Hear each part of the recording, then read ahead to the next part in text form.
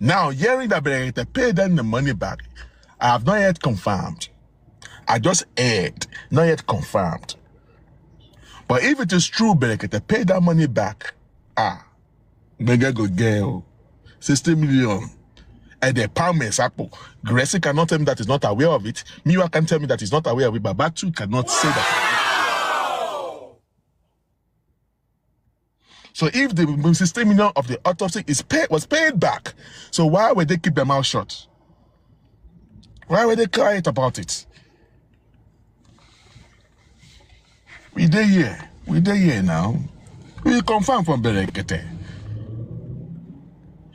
Berekete, if it is true you paid the money back, when did you pay the money?